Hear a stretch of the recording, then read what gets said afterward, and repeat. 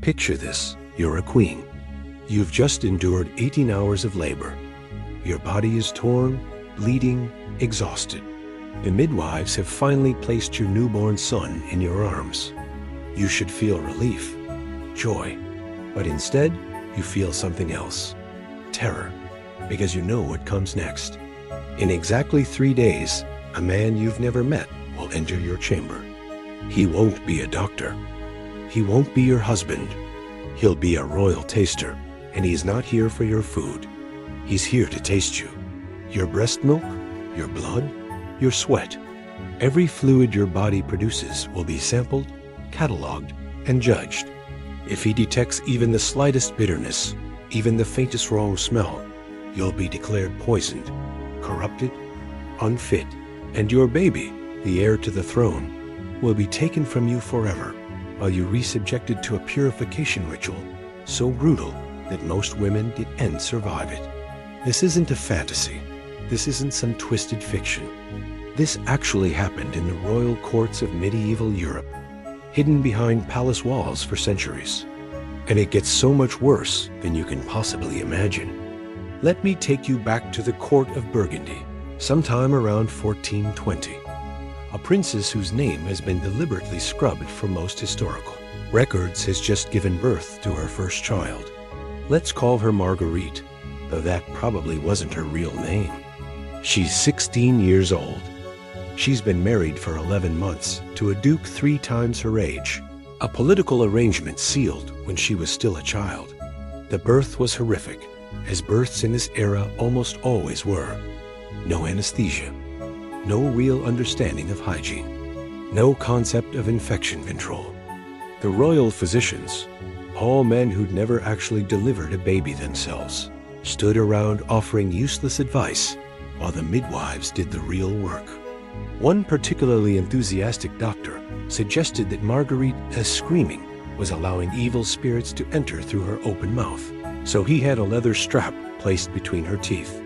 She bit through it, twice. When the baby finally emerged, a boy, thank God, because a girl would have been seen as a failure. Marguerite thought the worst was over. She was catastrophically wrong. Within hours, while she was still bleeding, still in agony, still barely conscious, the first official entered her chamber. The milk examiner. His job was to assess whether her breasts were producing adequate milk, but his methods were medieval and disturbing. He didn't just look. He squeezed her breasts with such force that Marguerite, already traumatized, screamed. He collected the milk in a silver bowl, held it up to the candlelight, sniffed it, and then, in front of the entire chamber of witnesses, he tasted it. He swirled it in his mouth like wine. He made notes on a parchment about its sweetness, its consistency, its temperature. If it wasn't perfect, and perfection was entirely subjective, the queen would be forbidden from nursing her own child.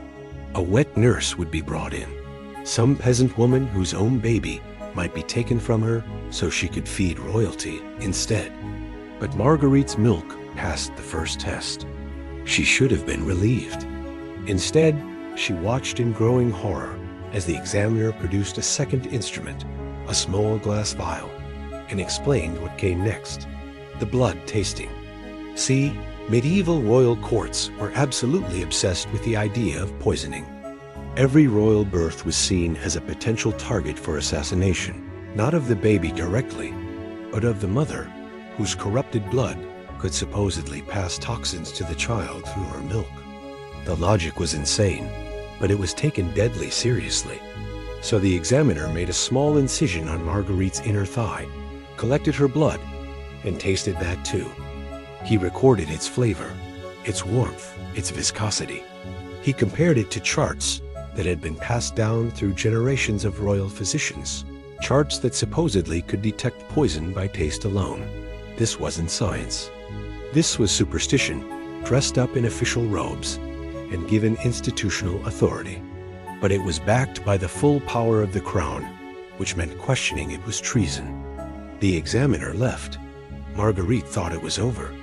It wasn't. On the 3rd day after birth, the final ritual began, the purification ceremony.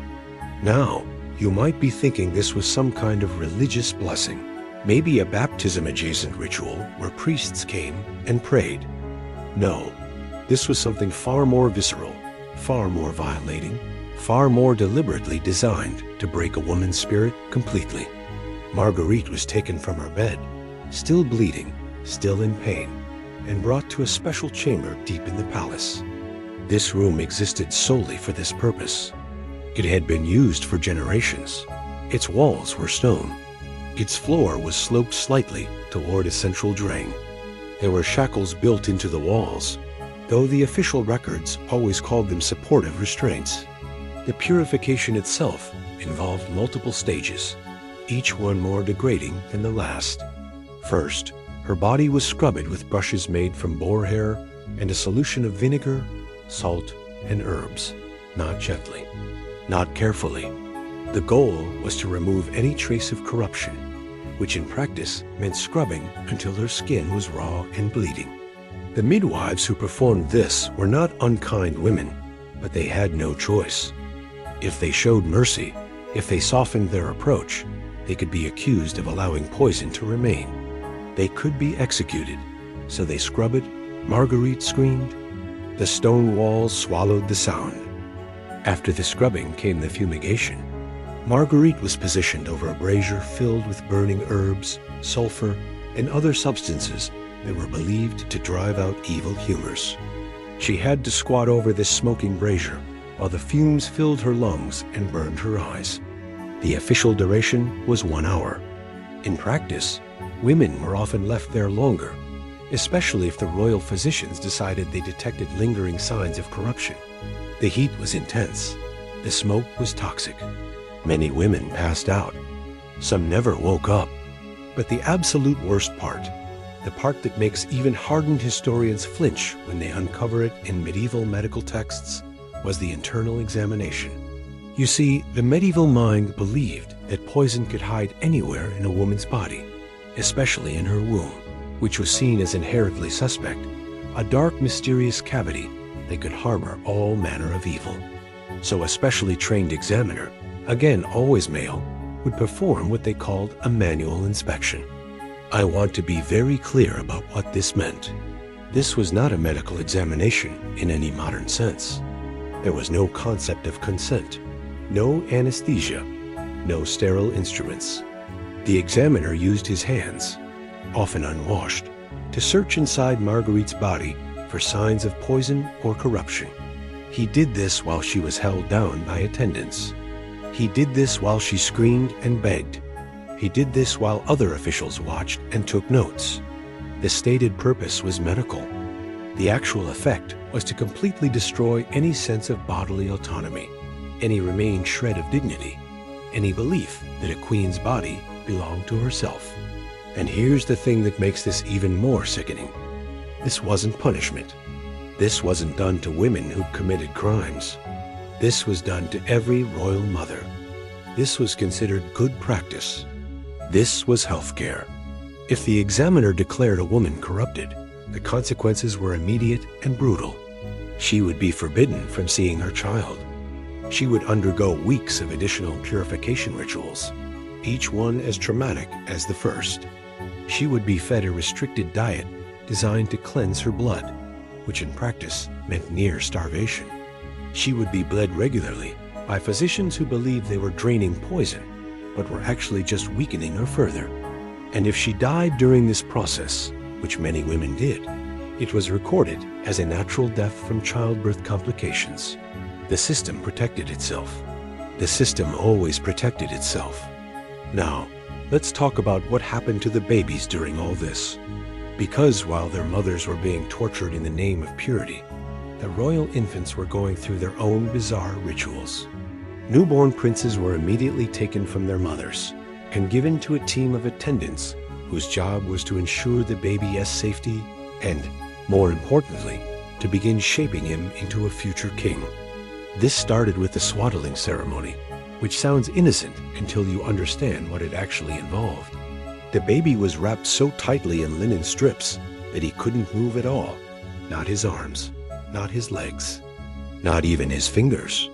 The medieval belief was that babies were born with soft, corruptible bodies that needed to be molded into the correct shape. If left unwrapped, they believed a baby's limbs might grow crooked or weak, so they bound them. For months, the baby could barely breathe. He certainly couldn't stretch or develop normally. Modern pediatricians, looking at descriptions of medieval swaddling techniques, have concluded that it likely caused serious developmental problems, including hip dysplasia and restricted lung growth. But in medieval courts, a properly swaddled baby was a sign of good parenting. A baby who could move freely was scandalous. Then came the feeding rituals. Even if the mother's milk had passed inspection, she often wasn't allowed to nurse her own child. Why? Because wet nurses were seen as more reliable, more controllable. A wet nurse could be monitored constantly. Her diet could be controlled. Her behavior could be regulated.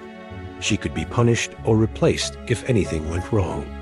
A queen had too much power, too much autonomy.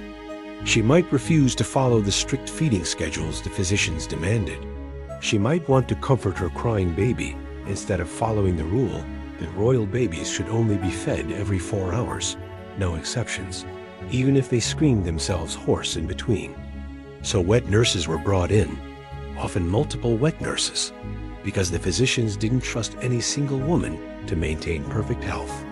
These women were treated as human milk machines. They were forbidden from having sex because medieval medicine believed that sexual activity soured milk. They were forbidden from eating spicy foods or drinking wine or doing anything that might affect the taste or quality of their milk. They lived in a separate part of the palace under constant supervision for years. Their own children, if they had any, were taken away. And if the royal baby got sick, if he developed any illness at all, the wet nurse was blamed. Sometimes she was simply dismissed. Sometimes she was accused of deliberate poisoning and executed. The princes themselves, as they grew, underwent education that started shockingly early. By age 3, royal boys were taken from the women's quarters entirely and given to male tutors. These tutors believed that children learned best through fear and pain, so beatings were routine, not for misbehavior necessarily, just as a general principle. Pain was seen as character building. A prince who cried when struck was weak. A prince who took his beating in silence was worthy of the throne. One particularly disturbing practice involved sleep deprivation training. Future kings, the reasoning went, needed to be able to function without sleep because wars don't wait for rest. So young princes, sometimes as young as 5 or 6, were deliberately kept awake for extended periods to build their endurance. They were forced to stand for hours, to memorize texts while exhausted, to make decisions while their brains were screaming for rest. This wasn't occasional. This was regular training. Modern psychologists recognize this as a form of torture. Medieval tutors called it education. And all of this, every single horrifying ritual, every degrading practice, every moment of suffering, was justified by one principle. The royal bloodline must be protected. The throne must be secured. Individual suffering was irrelevant compared to the continuity of power. Queens were broken to ensure the kingdom remained strong. Babies were bound and shaped and terrorized to create perfect kings.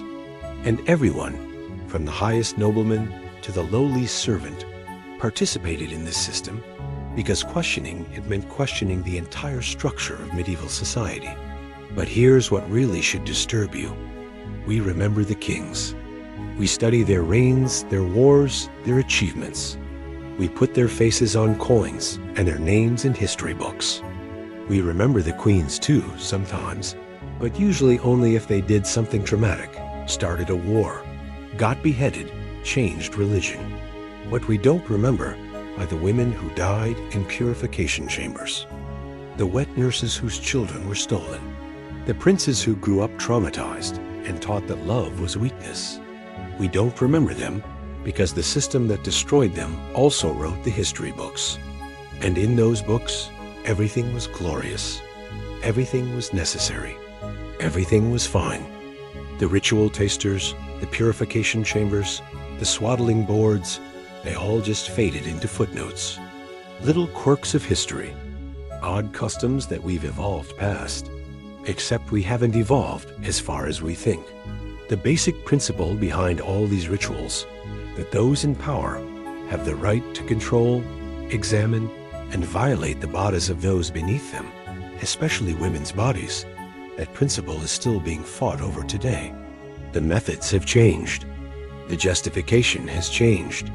But the impulse, the desire of institutions to control female reproduction, to dictate what women can do with their own bodies, to punish women for the crime of giving birth, that's still here. It's just wearing different clothes. So yeah, the royal birth ritual, the one that made mothers beg for death, it happened for centuries, and we almost forgot about it entirely. Almost.